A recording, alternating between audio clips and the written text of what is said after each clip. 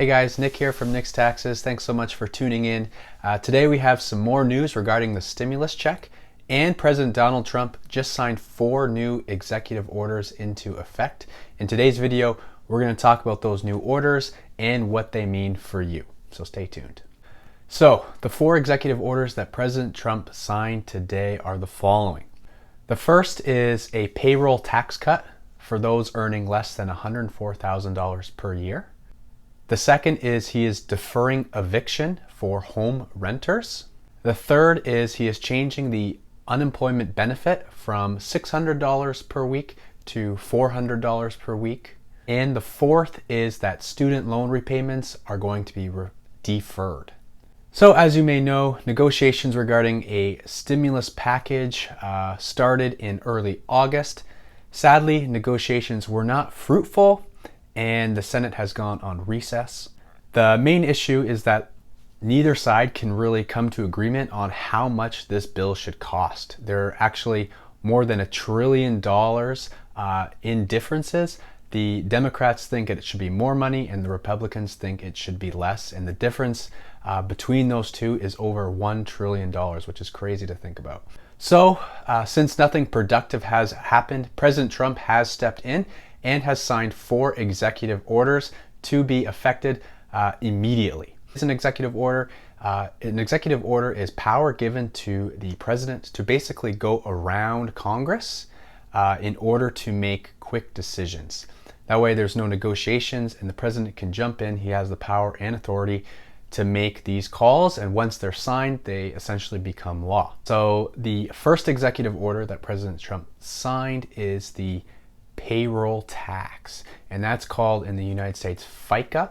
It pays your Social Security and your Medicare. So for those earning less than about $104,000 annually, you do not have to pay, or you've been deferred of payment on this payroll tax. Now normally this tax is taken off of your pay every paycheck, and this will now stop. The FICA tax is a combined 7.65%, where a portion goes towards Medicare and a portion goes towards Social Security. This will be deferred until at least the end of the year, and President Trump also said that if he gets reelected, he might get rid of this tax entirely. So right now it's actually unclear if this tax is going to be forgiven or if it's just deferred to a later date. We'll see, but to be safe, assume that you'll eventually have to pay this FICA tax back. For those of you who are still unemployed, this does not apply to you, but for those who are, this is for you. The second order is regarding the eviction freeze. Now this one is really still unclear about the details, but basically there was an eviction freeze until July, and the president is now extending that in order to help those who are in need. Now it's unclear who qualifies as to who is in need. It's also unclear how much money will be spent in this area and where that money will come from. So we'll let you know when we have more details, but as far as we know, there is an eviction freeze, so that will be in effect until the end of the year. Next thing was about unemployment benefits.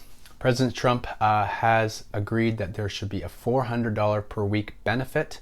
The state will cover 25% using existing funding, and the federal side will pay 75%, which is the equivalent of $300. Now, this will last until December 6th, and this is a median between the debates where the Republicans were thinking that they wanted an unemployment benefit of $200, and the Democrats were fighting for the original $600, so President Trump cut it right in the middle and had it at $400. Now, the catch obviously is that the state needs to come up with $100 out of that total $400 to pay for unemployment. And some states, quite frankly, just won't be able to afford this. They're already stretched thin on other payments and whatnot. So if I were you, if you're still in that unemployment boat, I would expect the $300, but be hopeful that you'll get the $400, but it's not going to be guaranteed at this point because some of these states just don't have the funds to cover this difference. In theory, Congress could challenge this executive order because the president technically does not have power over the budget, but I don't think anyone will challenge him right now because I think there's going to be a little bit of a moral dilemma given the nature of this order. They don't want to be seen as the bad guy kind of holding back these unemployment benefits to those who truly need them. So while this can be challenged, I don't see it being challenged, but we'll stay tuned and see what happens. And the fourth order was regarding the student loans. Now, student loans were due in September, but President Trump has extended the student loan freeze until the end of 2020 and dropping all interest rates down to 0%. Now, one thing I want you to know is that this does not apply to those privately held loans. So if that involves you and you have a private loan with a bank or something else, I would definitely call to see if there's relief. The worst thing that they can say is no, but it's definitely worth checking into if you have a privately held loan. Those who do have their loans deferred and their interest rates dropping down to 0, now might be a great opportunity to catch up on those payments since the interest rate is at 0. So those are the 4 executive orders that Trump has put into play. Now, the obvious thing is that there's no sign of the stimulus checks. And quite frankly, the president alone does not have the power to issue the stimulus checks. So right now it's kind of in a frustrating position because both the Democrats and the Republicans have agreed that a stimulus check needs to come out, and they've also pretty much agreed on the amount. But because they're doing this entire bill, which is called the HEALS Act, there's a lot of things within that HEALS Act that they still haven't come to agreement on, and therefore the stimulus checks are on hold until the entire package can become agreed on and signed and pushed out. So we're still in limbo. All of us have to wait until Congress and both sides can come to agreement on everything that's involved. They do not want to just sign off a bill that is on the stimulus package alone. They want to do it as one giant bill.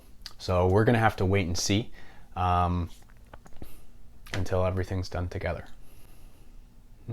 Meanwhile, while we wait, as I said before, the executive orders that Trump has put into play are effective immediately. And another executive order that I want to touch on is regarding one of the most popular apps for Gen Z, and that is TikTok. Trump has signed an executive order banning TikTok unless an American entity can come and buy the company within the next 45 days. So if that doesn't happen, you'll be unable to access TikTok from your phone or whatever device you may have, and it will be banned as there is worries regarding the fact that it's owned by a Chinese company and there are some privacy issues that are going down right now. One company that is in talks of buying out TikTok is Microsoft, and they are working on details with the owner of TikTok. So we'll see if that goes through, but Microsoft I know doesn't have the best history of buying out certain companies. I'm thinking like Skype. So those are the details that we have today. Thanks so much for watching. Please give this a like if you got value out of this video and consider subscribing. I'm Nick from Nick's Taxes. Thanks so much for watching and have a great day.